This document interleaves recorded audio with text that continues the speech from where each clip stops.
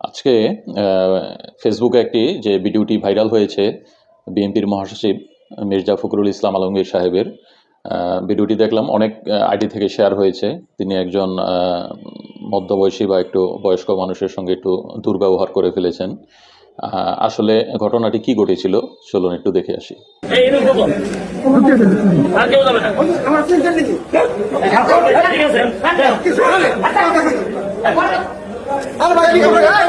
ভিডিওটিতে যা দেখা যাচ্ছিল একটি লোক, আগন্তুক একটি লোক ওনাকে এসে বলছেন আমাকে চিনেছেন, বলার সাথে সাথে দেখলাম উনি মির্জা ফখরুল ইসলাম সাহেব মেজাজ হারালেন। ভিডিওতে যেটা দেখা যাচ্ছে সম্ভবত ওই লোকটি এসে এভাবে হাত দিয়ে ওনার এই জায়গাটাতে একটু টাচ করেছিলেন, যার কারণে উনি এত রিয়েক্ট দেখিয়েছেন। আসলে অনেকের কিছু কিছু পার্সোনাল বিষয় থাকে, যেরকম অপ্রত্যাশিতভাবে বা হঠাৎ করে অন্য কেউ এসে গায়ে হাত দিলে অনেক সময় মেজাজটা চটে যায়, যেটা অনেক সময় আমার মধ্যেও রয়েছে। অনেক সময় দেখা গেছে ফুটপাতে হাঁটতে নিলে ভিক্ষুক বা অন্য কোনো শ্রেণী এসে হাত ধরে করে তখন মেজাজটা একটু স্বাভাবিকভাবেই হারিয়ে যায়। বিশেষ করে করোনার পর থেকে অনেকের মাঝে এরকম সমস্যা আছে, কিন্তু এটা স্বাভাবিক একটি বিষয়। কিন্তু উনি মিডিয়ার সামনে যেহেতু এটা করে ফেলেছেন, আবার একটু রাশলিভাবে উনি রিয়্যাক্ট করেছেন, এটা আসলে উচিত হয়নি ওনার জন্য। কারণ যেহেতু উনি একজন রাজনীতিবিদ, ওনার কাছে সকল ধরনের মানুষরাই আসবে এবং কথা বলবে। আর আমাদের বাংলাদেশের সমাজের মানুষরা তো আর এতটা ম্যানার্স অতটা বুঝেও না যে কোন সময় কী করতে হয়। তো এসব দিক বিবেচনা করে মির্জা ফখরুল ইসলাম সাহেবের মেজাজটা একটু শান্ত রাখার দরকার ছিল। কিন্তু তারপরেও আবার একটা বয়সের ব্যাপার থাকে। ওনার বয়স প্রায় ৭৭ বছর।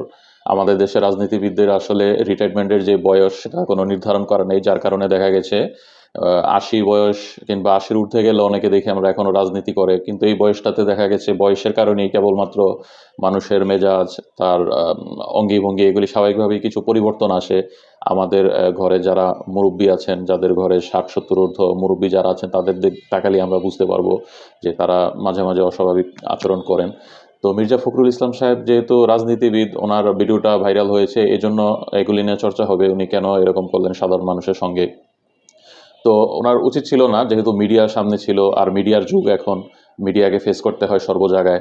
আমার মনে হয় মির্জা ফখরুল ইসলাম আলমগীর সাহেবও এই মিডিয়ার ব্যাপারগুলি উনি অত একটা ভালো বোঝেন না। দেখা যায় অনেক সময় বেফাস কিছু মন্তব্য করে ফেলেন, তারপরে মিডিয়ার উপরে দায় দিতে চান, অথবা আবার কোনো কোনো সময় এআইয়ের উপরে দায় দিতে চান। তো সব দিক দিকেই মিলিয়ে যেটা মনে হয় যে আসলে বয়স হয়ে গেলে মানুষের অনেক কিছুই ঠিক রাখতে পারেন না।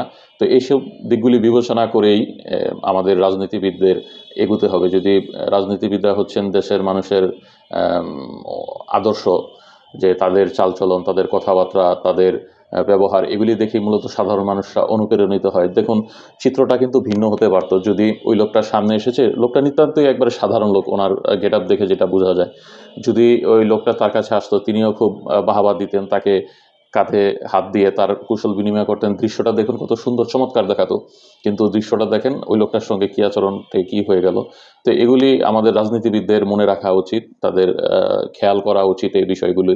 আর বিশেষ করে যারা ক্ষমতার কাছাকাছি থাকবেন, তাদেরকে আরও সচেতন হতে হবে এই বিষয়গুলির উপরে, যাতে করে এরকম অপ্রত্যাশিত অনাকাঙ্ক্ষিত ঘটনাগুলো আমাদের চোখের সামনে এসে না পড়ে।